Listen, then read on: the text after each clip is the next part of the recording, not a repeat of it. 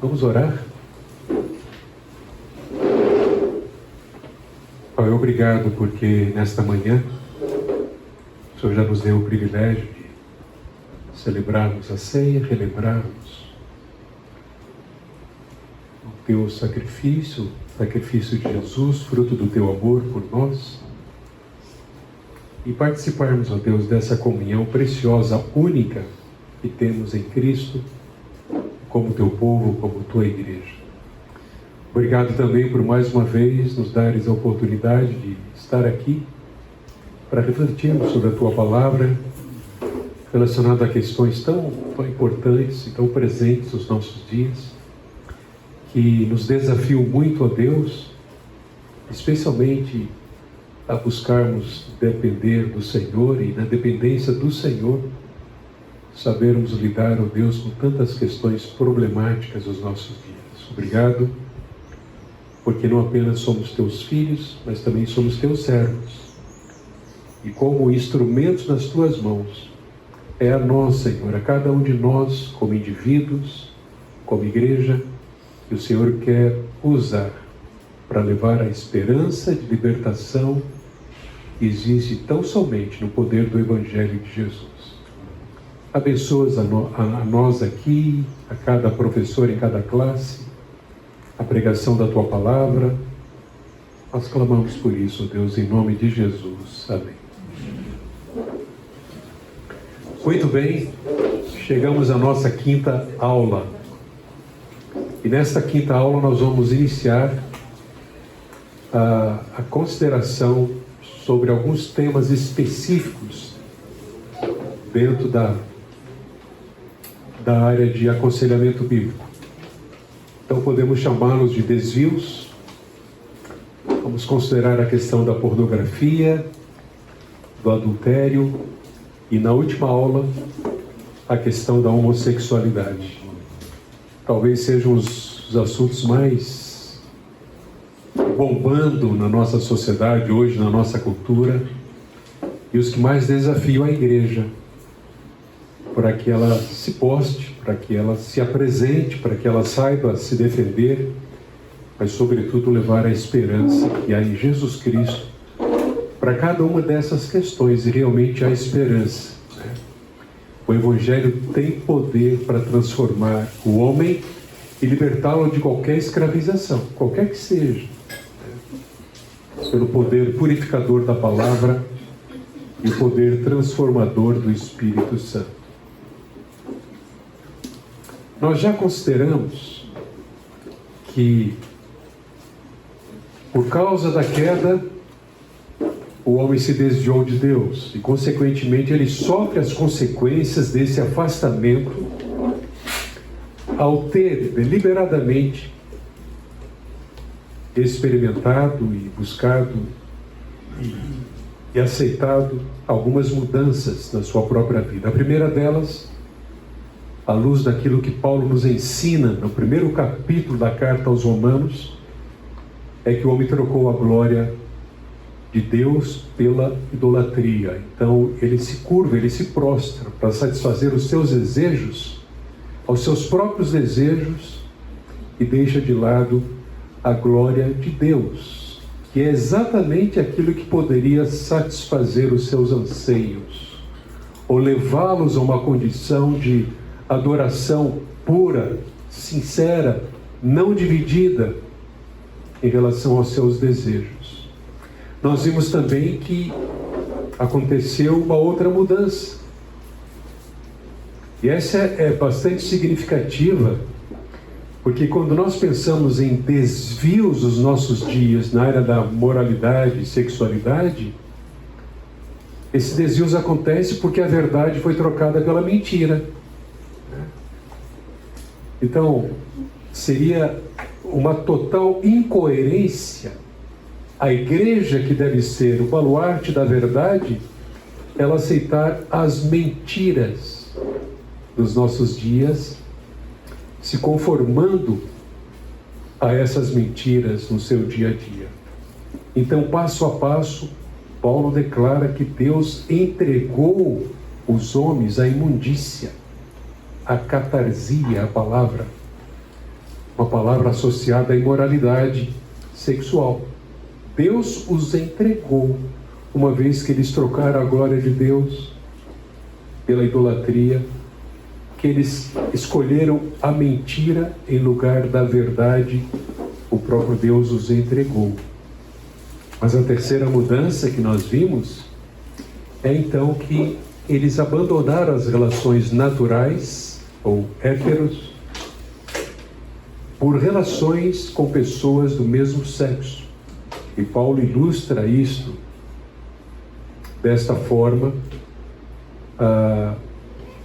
o impulso idólatra do homem para se afastar da ordem e do propósito de Deus para a sua vida e a sexualidade. É importante nós considerarmos isso, sem dúvida. Porque na essência, o que nós vemos em relação aos desvios, e são muitos, tem como base essas três mudanças: a glória de Deus pela idolatria, a verdade pela mentira e a forma natural criada por Deus para a sua própria glória, também para satisfazer o ser humano, por algo contrário àquilo que Deus estabeleceu. Quando Paulo escreveu a segunda carta aos Coríntios, ele tinha uma grande preocupação e receio. Embora a questão aqui seja relacionada ao Evangelho de Jesus, mas vejam, de igual forma, Satanás tenta perverter a mente do ser humano, e inclusive os cristãos. Paulo dirige a carta para um grupo de crentes em Corinto, no sentido de corromper a mente deles e afastá-los ou desviá-los da sincera e pura devoção a Cristo, a sua palavra, ao cristianismo, à verdade de Deus, à adoração a Deus. E essa deve ser a nossa oração. Eu preciso orar e pedir: Senhor, que a minha mente não seja levada ou corrompida, que a igreja se mantenha pura na sua devoção, a sua entrega, a sua consideração, na sua adoração, porque são muitas as estratégias que existem hoje para fazer a sua cabeça, a minha cabeça, a cabeça das crianças, a cabeça dos jovens, para desviá-lo da sincera e pura devoção ao Senhor. É importante destacar aqui que a mente humana é o campo onde ocorrem as vitórias ou as derrotas das batalhas espirituais. Eu não posso ser ingênuo, pensando que se trata apenas de um comportamento que se desviou do rumo, saiu fora da verdade. Na verdade, com base na posição que nós temos no Senhor Jesus Cristo, e ela é única, nós então podemos lidar com os vários tipos de tentações e desvios com os quais nos deparamos. Ainda que esteja dizendo o problema é biológico, nasceu assim, não há conserto. Temos que aceitar, na verdade, dessas muitas falácias humanistas, há uma grande mentira por trás. Há uma antropologia completamente distorcida ou não verdadeira. Há uma falsa adoração, há uma idolatria. E quão importante é nós entendermos isso. Aliás, no Novo Testamento nós percebemos que o diabo sempre atuou e continua a atuar para arruinar pessoas, casamentos, famílias. E uma das áreas em que ele mais procura atacar é exatamente a vulnerabilidade à tentação sexual. E nós sabemos que os pecados cometidos no corpo na área da imoralidade sexual são os que mais maculam o Evangelho do Senhor Jesus Cristo. Porque eles dizem ao mundo: olha, o Evangelho não tem poder para livrar alguém ou manter alguém puro, conforme o propósito de Deus. Existe, sem dúvida, é o que nós temos considerado aqui, existe um padrão. Não é meu, não é seu, é o padrão das Escrituras quanto ao que devemos fazer para adorar a Deus com tudo o que Ele nos deu, especialmente com os nossos desejos, com o nosso corpo. A Bíblia nos oferece a visão sobre o sexo e nos revela que, em última análise, sexo, gênero, sexualidade fazem parte do propósito de Deus ao nos criar, criando-nos para adorar ao Criador. Eu trouxe este quadro aqui apenas para ter uma ideia que essa questão de desvios já existe desde que o homem foi criado, em consequência da queda. Não são todos os desvios que aparecem aqui, mas a Bíblia claramente coloca esses desvios que afetam diretamente a imagem de Deus. Porque o homem foi criado à imagem e semelhança de Deus para a sua glória, para o seu louvor, para que através do seu gênero, da sua sexualidade, ele glorifique a Deus e declare a imagem de Deus. Então vejam, fornicação. A fornicação é um termo bastante abrangente. Basicamente, ele se relaciona a relações sexuais ilícitas de qualquer tipo e, consequentemente, desonra a imagem de Deus na outra pessoa. Aquele jovem, aquela jovem que fornica ou mantém relações sexuais antes do casamento, está afetando diretamente a imagem de Deus na outra pessoa. Adultério vai ser um dos nossos assuntos aqui em uma das aulas. Viola a imagem de Deus que pertence a outra. Fora do contexto do casamento. É ofensa ao cônjuge, a essa imagem de Deus que pertence a ele. Incesto. O adultério se refere a relações sexuais fora do casamento. Incesto a relações sexuais entre pessoas intimamente relacionadas ou parentes, que são claramente proibidas, eram proibidas pela própria lei, cujo casamento seria pecado.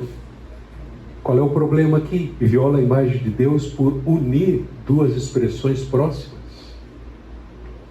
A bestialidade viola a imagem de Deus por unir o que é a expressão da imagem com o que não é.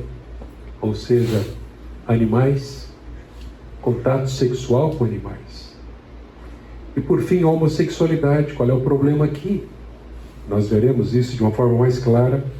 Viola a imagem de Deus por unir duas expressões iguais dessas imagens, impedindo o reflexo da pluralidade, tanto a pluralidade divina, passamos o homem, imagem e semelhança, quanto a pluralidade homem e mulher de uma união. Sim. Quando a gente pensa na união sexual como sendo algo profético a respeito da união entre Cristo e sua igreja, o casamento representa essa união, né? E todos esses eventos em que há uma relação distinta dessa união entre Cristo e a igreja, a gente vai ter esses desvios que você está descrevendo. Eu entendi que você está tentando puxar essa questão para a imagem de Deus, mas questão do sexualismo, da bestialidade, acho que fica muito mais claro desse ponto de vista da união no casamento, porque eu estou unindo algo que no casamento eu estou fazendo uma união que representa algo divino, de unir aquilo que é a sua igreja, né, que vai ser santificada, com algo com Cristo que já é puro, santo, né? E não sei, eu acho que fica mais fácil de visualizar do que você está escrevendo aí para essa questão da homossexualidade, porque eu não consigo entender a questão das duas imagens iguais, entende? Na verdade, dessa forma tão sucinta, foi apenas para descrever os desvios ao longo da história do homem. Qualquer um desses aí é caracterizado como desvio por perverter o propósito de Deus e a imagem de Deus dentro do propósito criador de Deus. Ele foi criado à imagem e semelhança de Deus.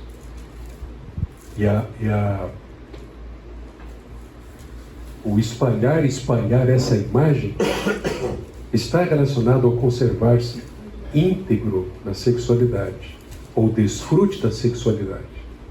Então, qualquer uma dessas práticas, seja ela egoísta, somente a pessoa, como no caso da pornografia, que a gente vai considerar hoje, quanto a práticas mais lamentáveis, como o relacionamento com animais, né, pervertem diretamente o propósito de Deus para a sexualidade humana. Mas, na dúvida, considerando a questão da... É o que o Paulo fala em Coríntios, né? Você está se ligando com o quê? Né? Como ele fala a respeito das relações. Com o que você está se conectando? Você não pode se conectar com qualquer coisa. Eu acho que ele fica mais claro, né? Mas fica mais fácil de entender esse desvio a partir desse sentido. Para principalmente por essas posições que você está escrevendo aí, entende? Perfeito. Pastor, só para a gente, nessa imagem do que o Felipe está mencionando, voltando lá para Gênesis 3, acho que fica mais fácil a gente perceber o problema, como o senhor colocou nesse quadro, quando a gente vê lá, a imagem de Deus os criou, homem e mulher os criou. Lá não diz homens os criou, mulheres os criou, ou homem e homem os criou, ou mulher e mulher os criou. Certo. Então, partindo do pressuposto de que ali não existem palavras inúteis, não é à toa que está dito a imagem de Deus os criou, ponto e vírgula, homem e mulher os criou, porque a complementariedade é necessária ali.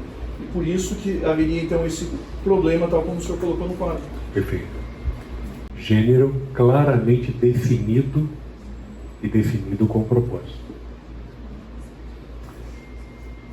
Olhando para a atual situação da nossa cultura de perversidade, a história do homem, no relato bíblico, o que a gente enfrenta agora é uma subversão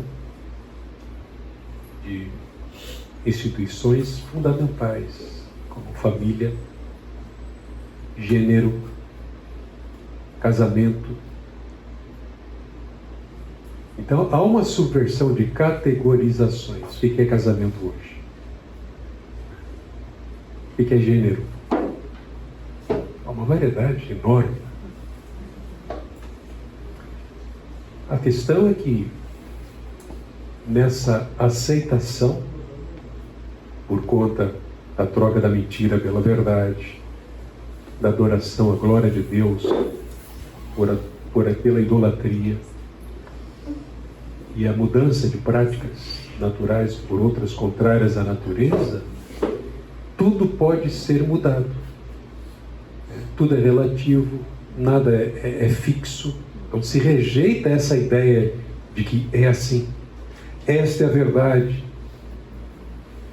Toda a verdade, então, é construída pela sociedade e tudo que pode ser construído pode ser desconstruído com o objetivo de libertar. Tudo é válido, tudo é possível. A história do não há verdade absoluta. Não há verdade. Então, como a igreja poderia continuar a exercer o seu papel como igreja estabelecido por Deus se ela de fato se conformar com isso? em lugar de ser firme, pura, radical mesmo, ainda que criticada, ridicularizada, mas permanecendo firme para não ceder a essas questões.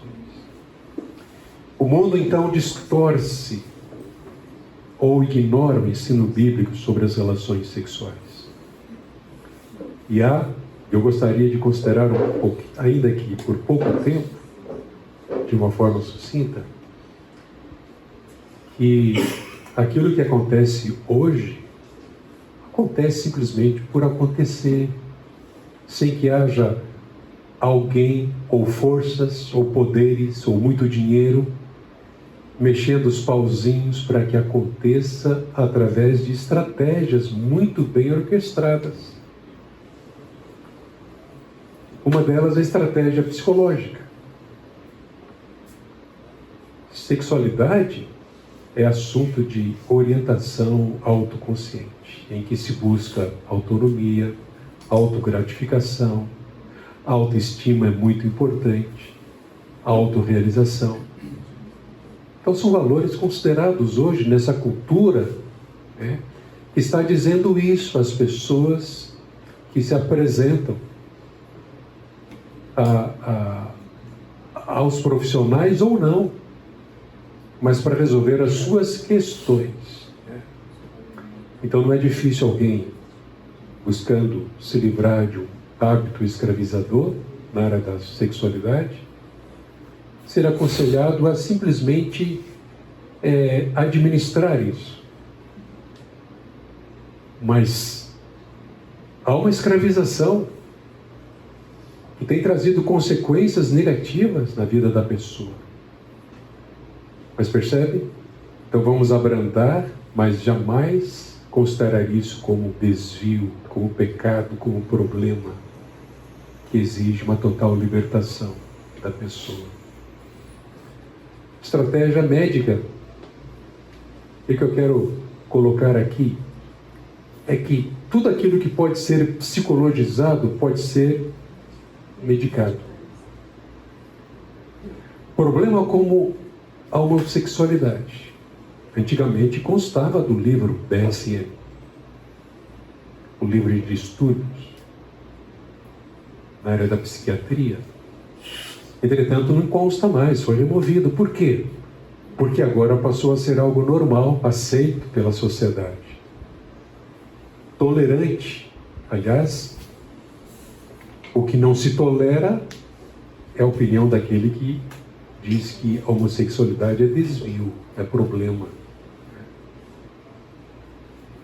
E não um estilo de vida alternativo. Percebe? Há estratégias muito bem orquestradas.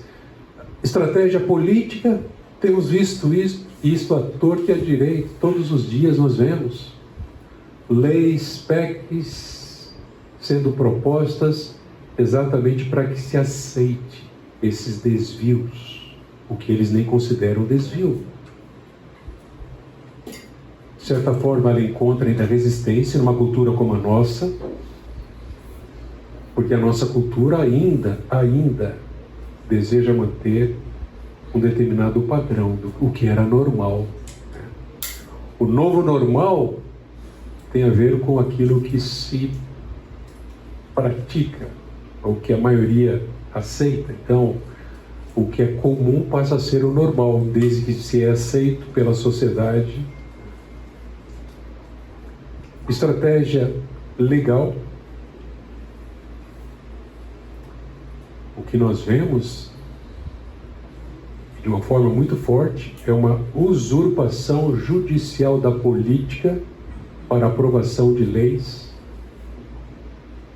para favorecer todos esses desvios, e certamente sob forte influência ideológica.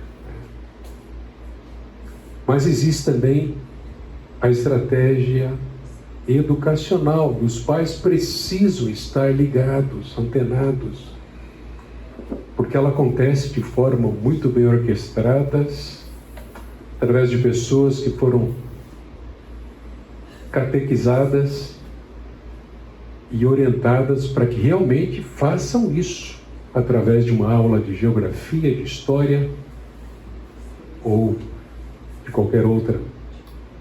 Então, essa estratégia é direcionada às escolas, às crianças, aos jovens, pregando uma educação sexual abrangente, né? Mas na verdade com a intenção de fazer a cabeça para que se aceite qualquer desvio que nós consideramos desvios. Existe uma estratégia cultural, e aqui a presença da indústria, dos meios de comunicação, de entretenimento, tem sido esses veículos de disseminação. Então, mesmo historinhas tão infantis, agora já apresenta o elemento do desvio, da homossexualidade. Mas ainda eu coloco a estratégia teológica, que é a última barreira a ser vencida, onde se tenta desconstruir a teologia bíblica, o que nós estamos vendo aqui, reinterpretar as Escrituras para subvertê-la e conformar a toda essa realidade. E que Deus tenha misericórdia daqueles que se declaram cristãos, mas que estão cedendo a essas pressões e conformando para favorecer aqueles que praticam essas coisas. Então percebe? São estratégias que existem. Nada acontece por acaso. O que nós vemos, nós não vemos apenas porque as pessoas estão escolhendo. Não, há fortes estratégias por trás disso. Essa estratégia teológica, que as outras a gente meio que entende a manipulação, né? Os meios todos. Mas a teológica, na sua opinião, ela é... As pessoas que estão... A igreja que está cedendo a isso, qual é a motivação dela? Porque tem o discurso do acolhimento, né? Aí eu falo aqui, né? Dinheiro, muitas vezes para trazer mais membros, trazer mais pessoas. Mas é mesmo, talvez, um pensamento de alguns, por exemplo, pastores, tal, de que eles estão certos? Assim, então, eu fico na dúvida se essas pessoas que conhecem tanto a palavra, né, elas se rendem a isso por motivações conscientes, quero manipular, quero fazer, ou às vezes porque entendem que estão fazendo algo que é certo, né? Qual que é a sua opinião, assim, de um modo geral? Eu creio que exista tanto esse aspecto que você mencionou, ou seja, portas abertas a todos. De fato, a igreja tem que estar assim. Devemos ser uma porta aberta para todos. Mas abrir a porta não significa concordar com o que Deus não concorda, né? Então a igreja perderá o seu poder de poder ser luz e ser sal se ela simplesmente concordar com aquilo que Deus não concorda. Pecado é pecado e as coisas precisam ser chamadas ou tratadas pelo nome. Segundo, essa concordância teológica, que eu quero dizer por concordância, eu interpreto determinados textos das Escrituras para que eu possa concordar com determinadas práticas em nome do amor de Deus. É falta de preparo. Na verdade, é uma falta de compromisso com a hermenêutica bíblica, né? Porque a Bíblia é clara, ela afirma. Ainda que exija esforço para me aprofundar, para entender o que Deus diz através das Escrituras, eu não posso negar. Por exemplo, quando alguém adota o método de interpretação alegórico, ele já está fazendo concessões. Porque ele está abrindo as portas para as mais variadas interpretações sobre textos bíblicos. E isso tem sido adotado. Então, essa reinterpretação e subversão, ela, na verdade, ela abre as portas para ter a casa cheia, mas ela não tem compromisso com a interpretação bíblica, respeitando a hermenêutica e a exegese bíblica. Pode falar aí, pois. Você tem algum, pelo que você ouve, tem algum texto bíblico mais específico onde eles fazem a reinterpretação para se basear nisso? Tem. A gente vai ver alguns desses textos na última aula. E é impressionante como exatamente, é claro, a Bíblia diz isso, logo se interpreta de outra maneira para favorecer as práticas pecaminosas. Sobre a origem, o Senhor mencionou de tais pessoas, no mesmo texto que o senhor leu na abertura da aula, de mantenham-se em pura devoção a Cristo, não se desviem da pura devoção a Cristo, mais à frente no mesmo capítulo, então Paulo diz: pois tais homens são falsos apóstolos, trabalhadores fraudulentos, que fingem ser apóstolos de Cristo. Isso não é de admirar, pois o próprio Satanás se disfarça diante de luz. Portanto, não é surpresa que os seus servos finjam ser servos da justiça. O fim deles será o que as suas ações merecem. Então, quanto à origem, a gente pode ter bem clara qual é a origem dessas pessoas. Ok. Mais um lá, o Rafael. Bom dia. Não, sei que não é uma lista exaustiva, mas uma estratégia que tem sido muito utilizada quando a gente conversa, principalmente com jovens, é a estratégia científica, biológica.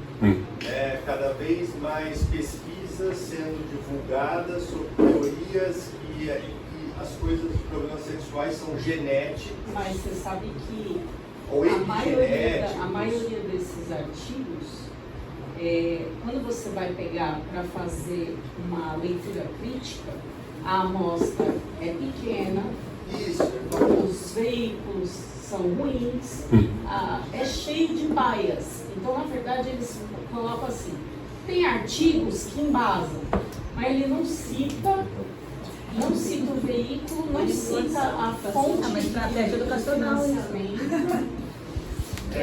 Um monte vem do Jorge Soros. Ok. Mas assim, a Doide já falou, assim, são fontes que às vezes não são, que têm credibilidade, então há vários pontos, mas que a mídia ou a divulga e usa esses artigos de forma a se defender. Então, é uma estratégia hoje bastante atual. Bastante atual. E um prato cheio para quem busca se conformar. Ok, esse é o nosso assunto de hoje aqui.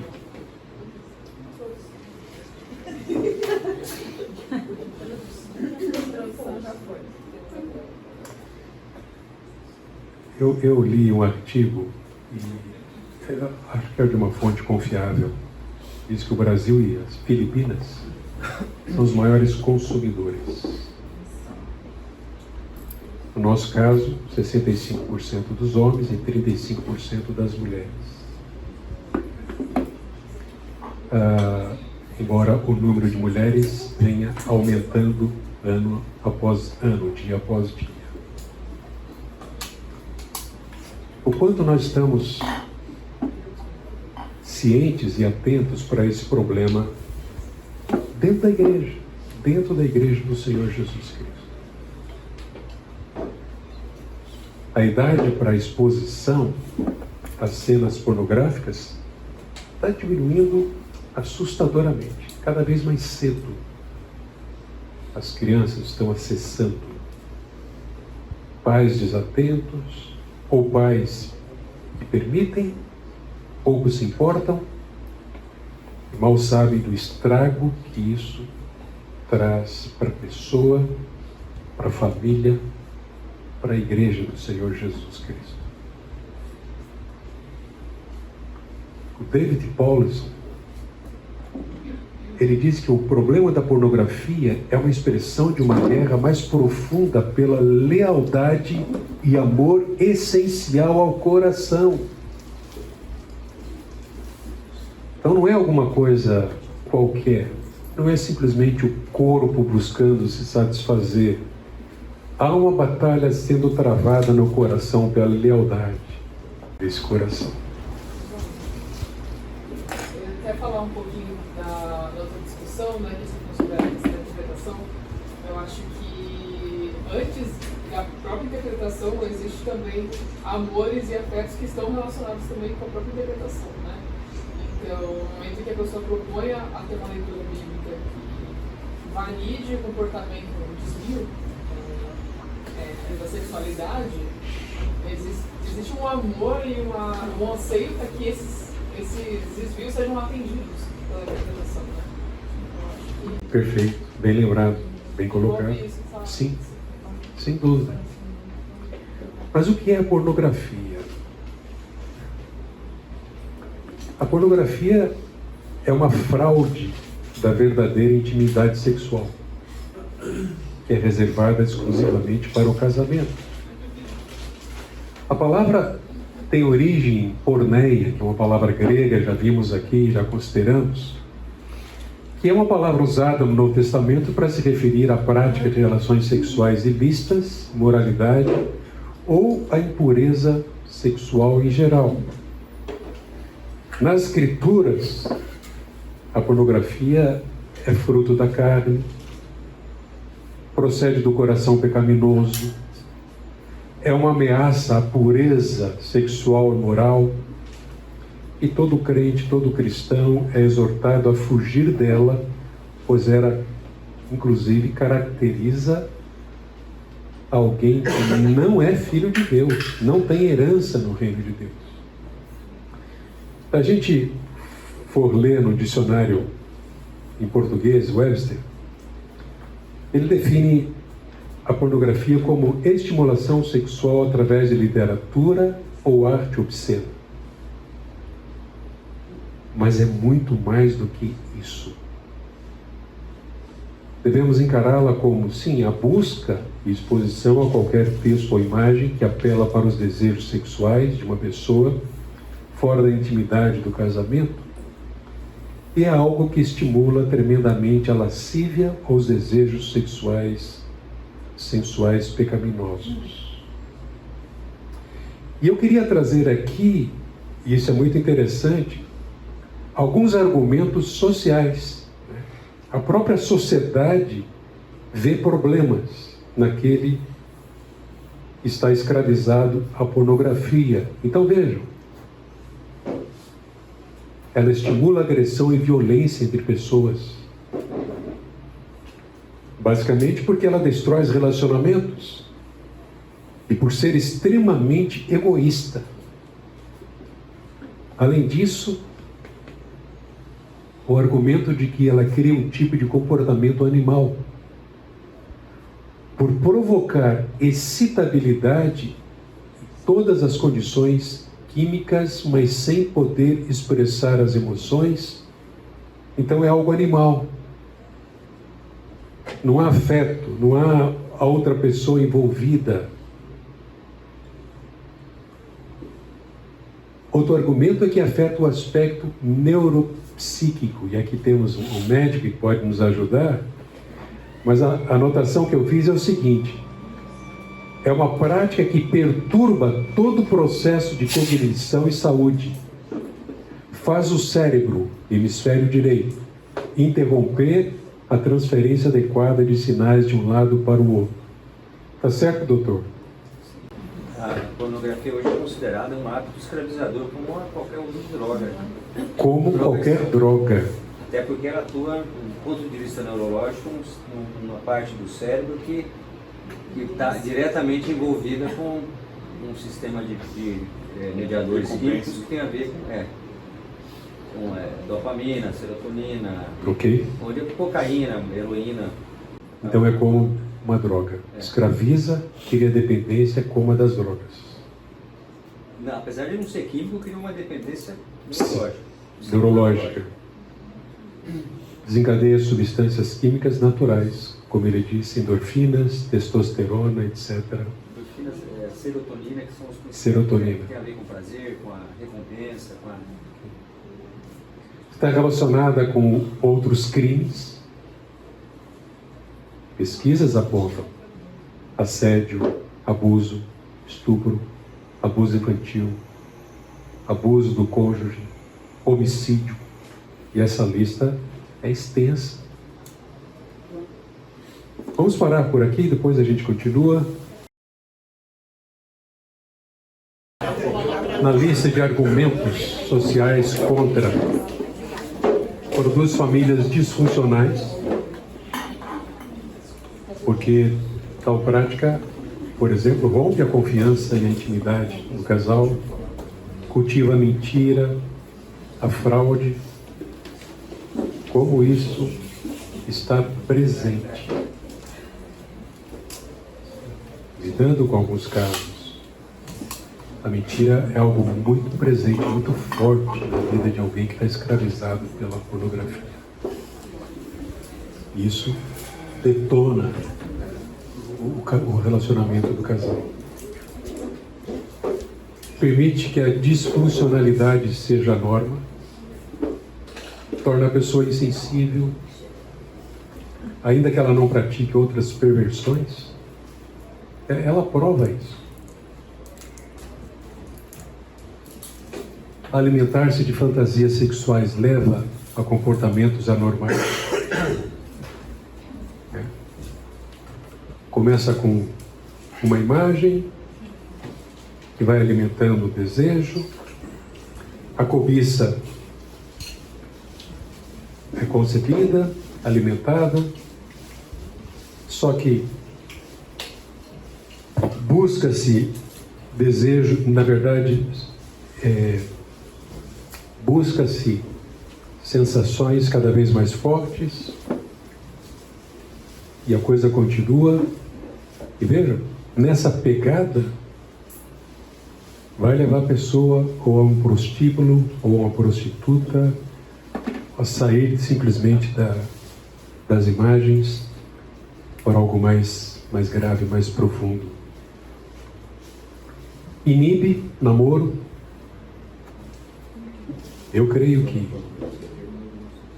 alguns casais que rompem o namoro e depois encontram muita dificuldade em tratar o outro como amigo, é possível que uma das razões seja por terem dado vazão à imoralidade. Pode ser a pornografia.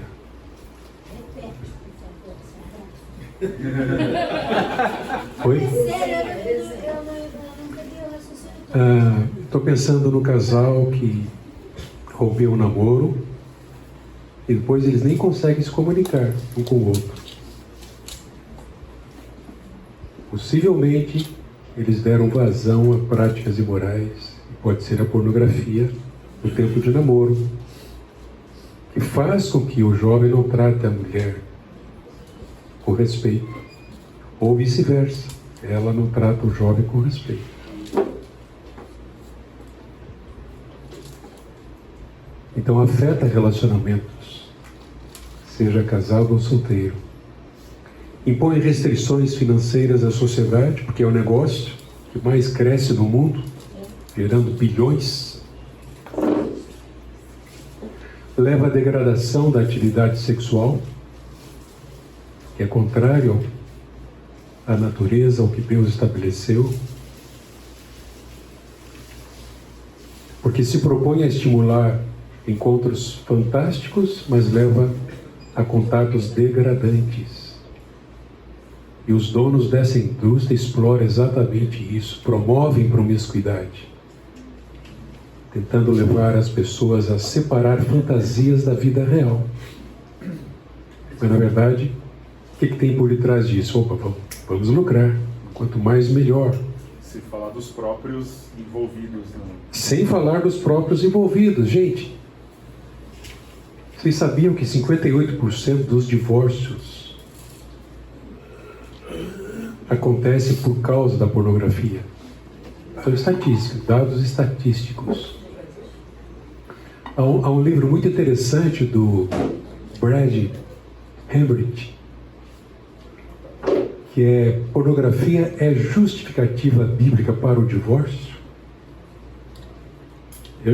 Algumas vezes, algumas pessoas me perguntaram isso. De certa forma, é adultério. É adultério. E a situação na igreja? Não é triste isso? Na verdade, 68% dos homens que vão à igreja acessam pornografia. Isso aqui, gente, é pesquisa do Instituto Barna no contexto norte-americano. Mas será que não é o mesmo aqui no nosso país, na nossa realidade? Isso é terrível. 70% dos acessos acontecem nesse período do dia, 20% acesso no trabalho, 1/3 das demissões por uso inapropriado da internet no ambiente de trabalho. E é triste pensar que, segundo uma pesquisa, apenas 9% das igrejas falam sobre o assunto e têm algum programa de prevenção e tratamento.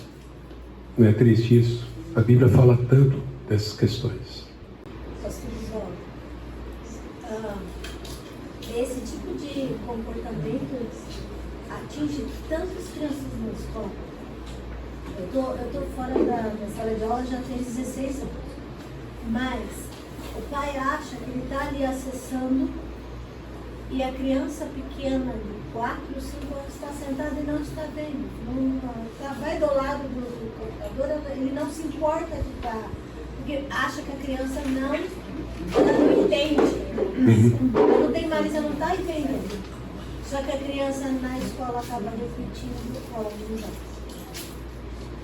a criança faz com a outra pequenininha, da mesma idade, ela acaba repetindo alguns atos que ela viu lá no filminho que o pai estava assistindo. Isso é muito triste, porque sem dúvida. A educação já na idade já está sendo carregada por pornografia. Porque ainda se acha que a criança não é pecadora. Porque acha que a criança não é pecadora, né?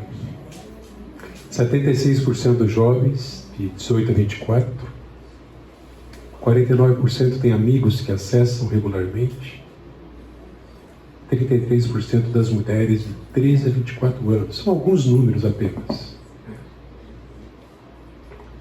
É uma epidemia, tem causado estragos na sociedade, na família e também na igreja do Senhor Jesus Cristo. E por que causa estrago no meio da igreja do Senhor Jesus Cristo na vida do cristão? Vejam, aliena a pessoa de Deus. Qual é o maior problema nosso? O que mais afeta o nosso relacionamento com Deus? É o pecado. E um pecado que é alimentado por um outro Deus que não o Senhor. Cega para as consequências. Normalmente a pessoa acha que não tem nenhum problema, ninguém está vendo, ela sozinha, não está causando mal a ninguém. Essa é uma grande mentira, porque causa cegueira para com as consequências. É a mesma desculpa do cara que fuma maconha.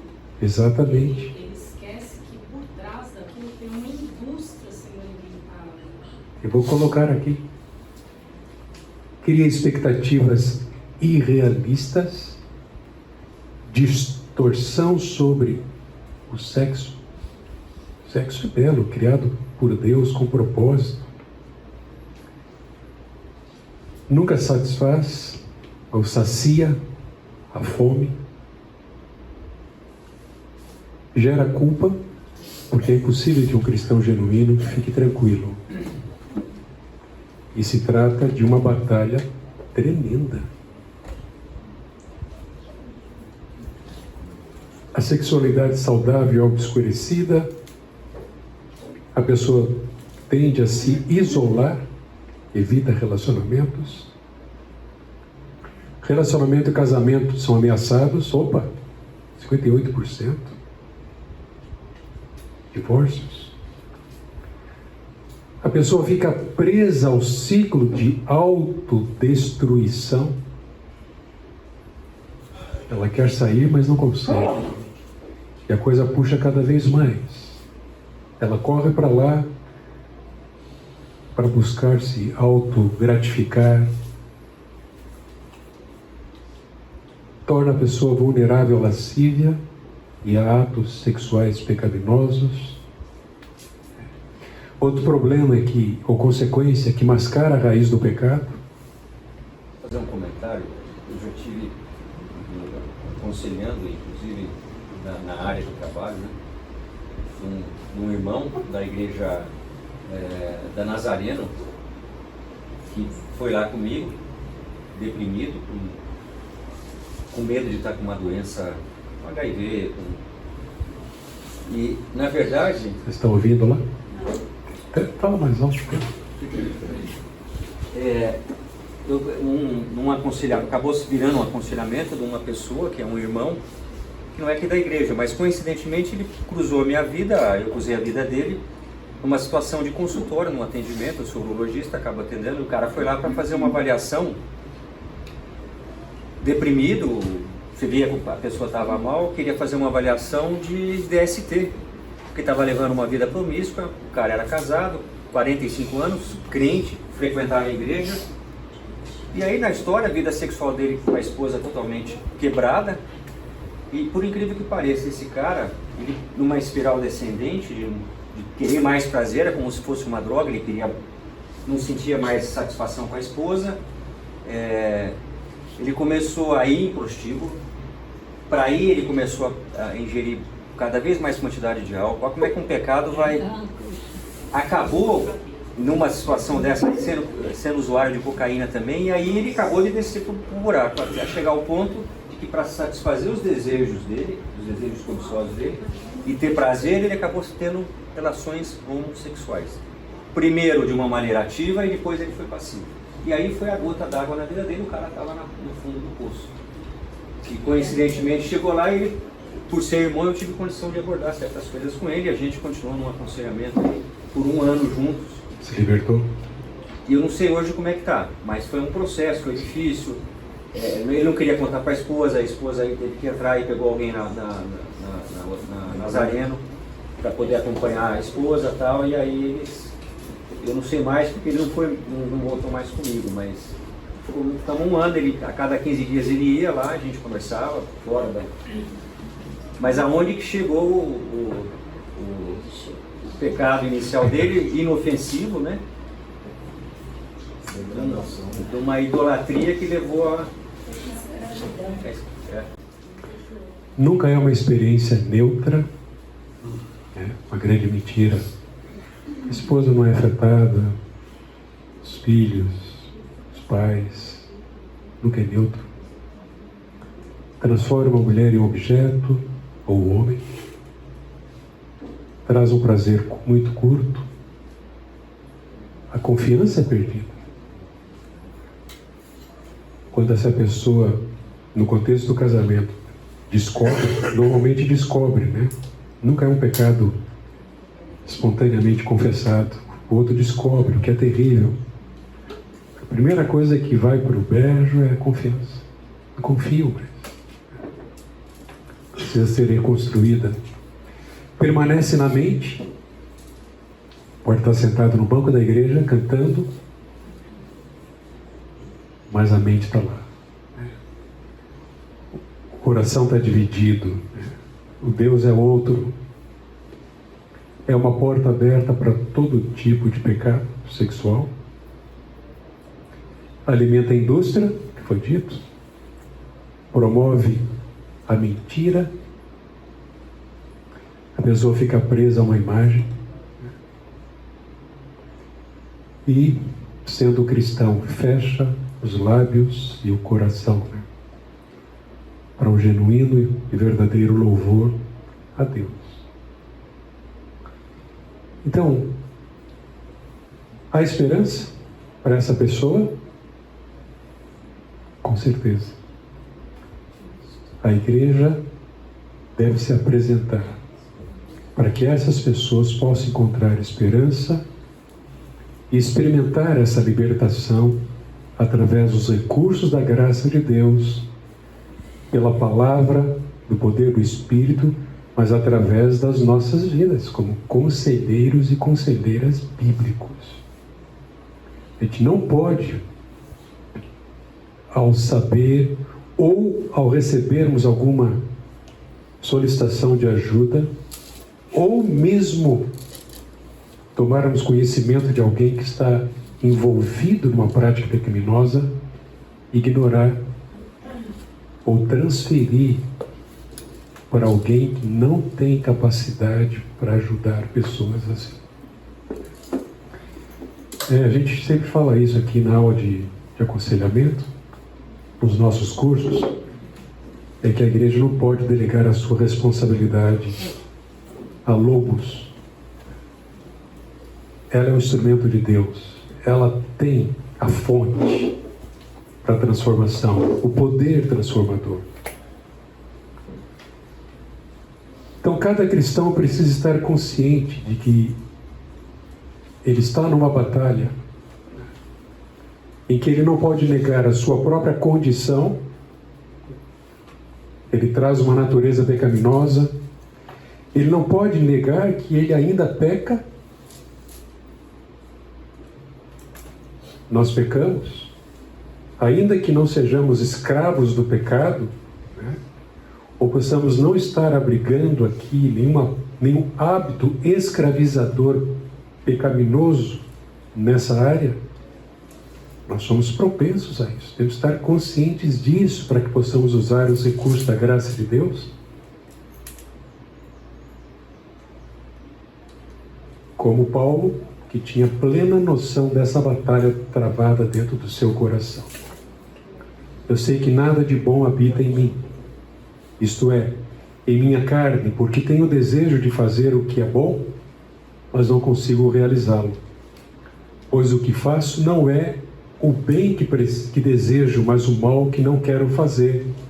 Esse eu continuo fazendo. Ora, se faço o que não quero, já não sou eu quem o faz, mas o pecado que habita em mim. Então, a partir daqui, eu quero considerar com vocês as afirmações bíblicas contra a pornografia. Não há dúvida, pela teologia bíblica da sexualidade e por vários textos que nos ensinam sobre isso, a pornografia retrata o sexo de maneira pecaminosa e ela não honra o casamento. O casamento é honrado pelo Senhor e digno de honra é o leito sem mácula. A atividade sexual deve ser pura e qualquer atividade fora do casamento é pecaminosa. Então o cristão deve evitar a imoralidade e também condenar a sua prática. Eu lembro, talvez há uns 15 anos, tive uma breve, intensa, mas amorosa discussão com o irmão, que ele não via nenhum problema na pornografia e na masturbação, como meio de preparar o jovem para o casamento. Eu insisti com ele, não, absolutamente. Como é que eu faço com esses textos? Nós consideramos vários textos. Eu não sei se ele mudou de ideia. Mas há muita gente que minimiza, menospreza, não vê nenhum problema, ainda que não esteja enxergando todas as consequências, elas já estão acontecendo e vão acontecer de uma forma mais intensa, cruel.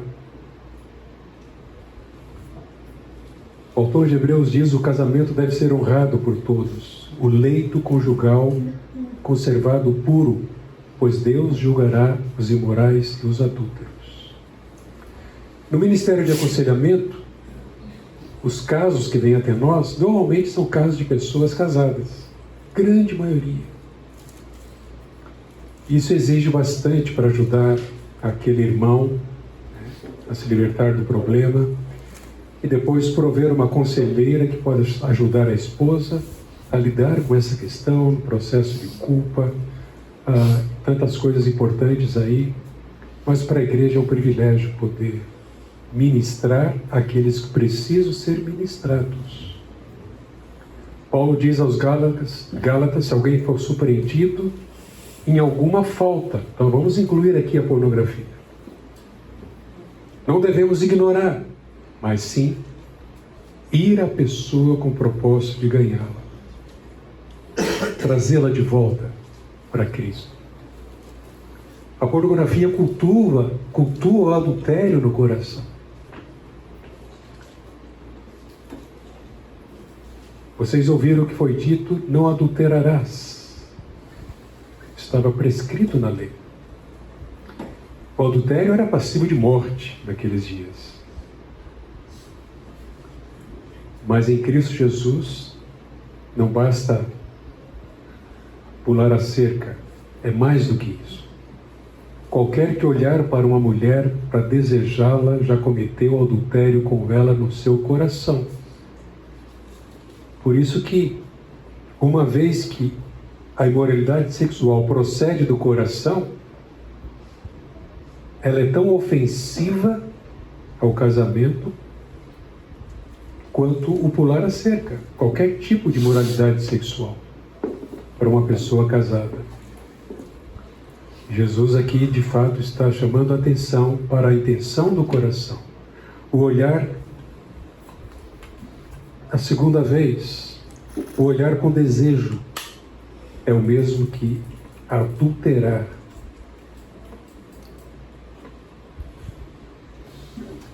Buscar satisfação através de imagens pornográficas é também o pecado da lascívia.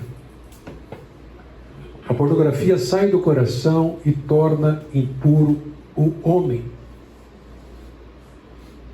Jesus disse: mas as coisas que saem da boca vêm do coração.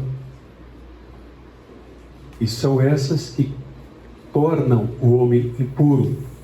Pois do coração saem os maus pensamentos, homicídios, adultérios, imoralidades sexuais, roubos, falsos testemunhos e as calúnias. A lascívia é um pecado concebido no coração. E as imagens pornográficas alimentam os desejos lascivos, pecaminosos. A pornografia também corrompe, obscurece a mente e o coração do cristão. Não há um coração puro. E em Mateus capítulo 6, vejam, os olhos são a candeia do corpo. Se os seus olhos forem bons, todo o seu corpo será cheio de luz. Mas se os seus olhos forem maus, todo o seu corpo será cheio de trevas. Portanto, se a luz que há dentro de você são trevas, que tremendas trevas serão. Qual é o ensino aqui? Se o olho for mau, nenhuma luz pode entrar. A pessoa está cega por causa das trevas. Ele disse que o olho é a candeia do corpo. Ele está se referindo àquilo que está lá dentro. A pornografia corrompe, obscurece a mente e o coração do cristão. Ele não vê, né? Mesmo porque o que ele faz, em termos de comportamento, ele o faz às escuras. Ele evita a luz, achando que isso não afeta mais ninguém. As imagens pornográficas plantam uma semente maligna no coração. Então o coração precisa ser purificado, porque se não for purificado, vai crescer e emergir em forma de todo tipo de moralidade, adultério, etc.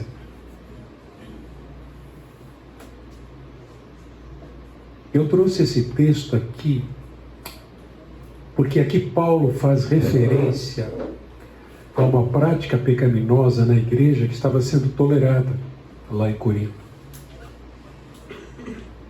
Ele chama isso até de orgulho. Eles se orgulhavam disso, dizendo: o orgulho de vocês não é bom. Vocês não sabem que um pouco de fermento faz toda a massa ficar fermentada. Está descrevendo um processo natural. E aí ele diz: livre-se do fermento velho, para que sejam massa nova e sem fermento, como realmente são. Pois Cristo, nosso Cordeiro Pascal, foi sacrificado.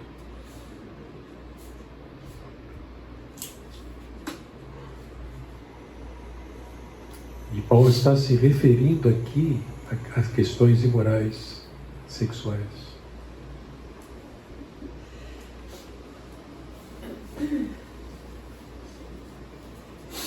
Então a pornografia é pecado. Nós temos que usar o termo correto para nos referirmos a ela. Ela desonra e prejudica o casamento, ela torna o cristão impuro, ela quebra a comunhão com Deus, alimenta a idolatria no coração e deve ser evitada porque Deus a condena. Se considerarmos o contexto do casamento, uma prática tão ofensiva, sendo uma união que envolve o direito à união sexual entre um homem e uma mulher, e as relações sexuais no casamento têm o propósito de unir, multiplicar, trazer prazer ao homem e à mulher. Então o coração de quem se alimenta da pornografia, ele fica dividido, tanto em relação a Deus quanto em relação ao cônjuge. Ama Deus, mas há outro Deus ali, clamando por ser atendido, proclamando satisfazer plenamente, o que não pode. Mas há uma outra pessoa, fruto da aliança, de casamento. E esse coração está dividido de igual forma.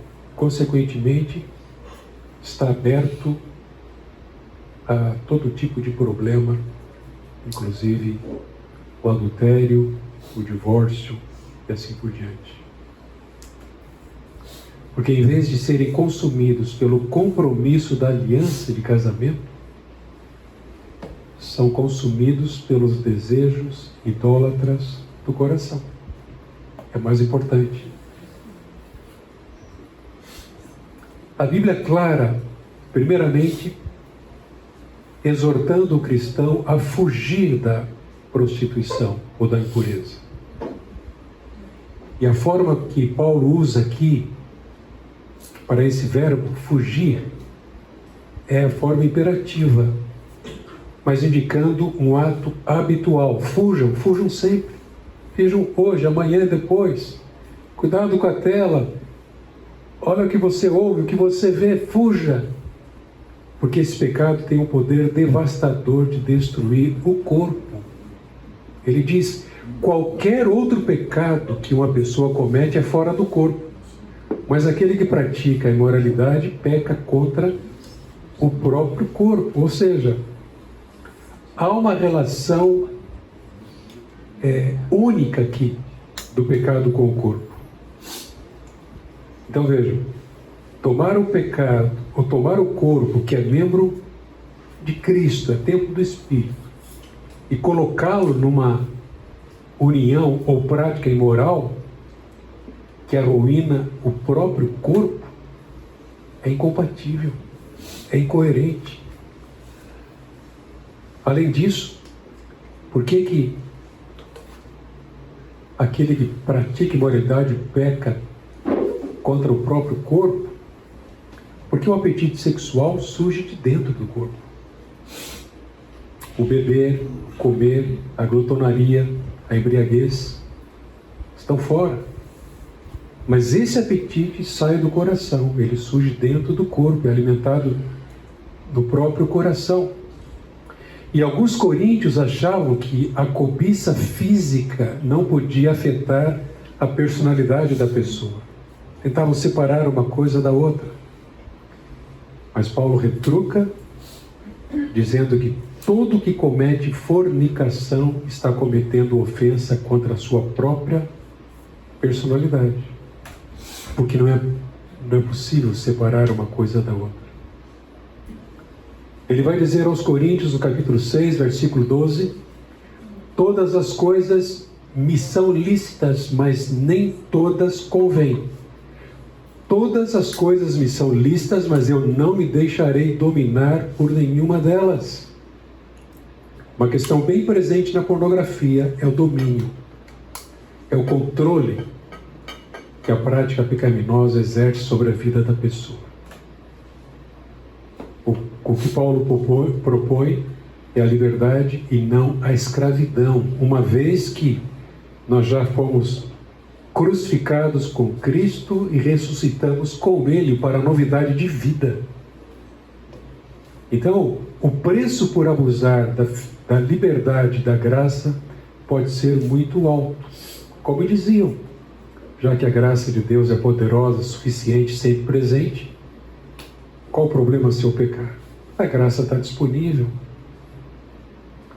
Mas nenhum pecado escraviza mais que o pecado sexual, porque tem o poder de dominar e por isso não devemos permitir que ele assuma o controle, mas sim devemos dominá-lo pelo poder do Senhor Jesus Cristo, que é o único poder que nós temos para resistirmos à tentação e evitarmos qualquer controle de algum pecado na nossa vida.